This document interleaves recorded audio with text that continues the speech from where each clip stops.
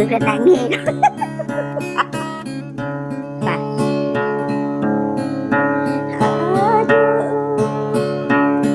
Apa nih?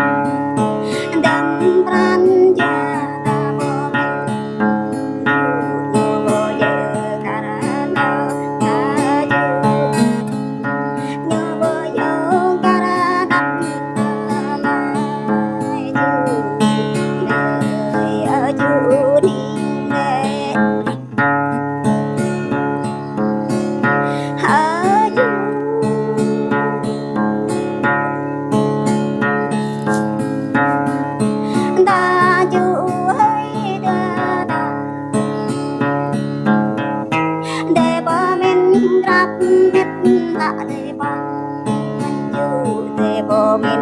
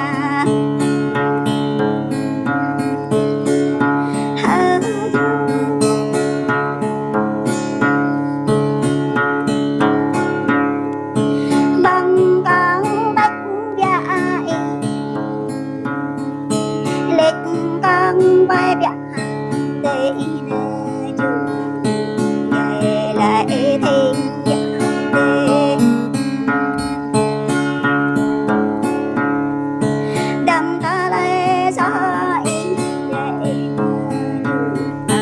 ngoài đỡ tim ở chưa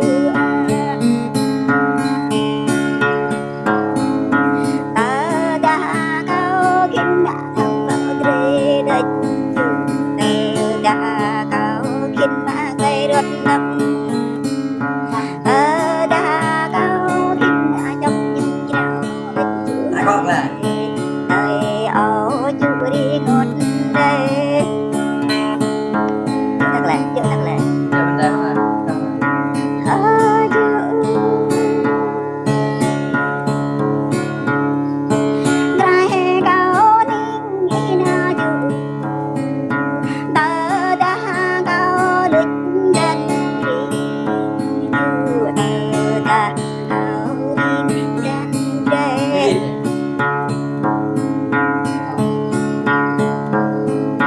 đã ta có gắn dấu chẳng khăn đến chưa ta có gắn khăn xa nhau đã ta có gắn bơm xa lưu đến chưa gắn dây câu còn thích ta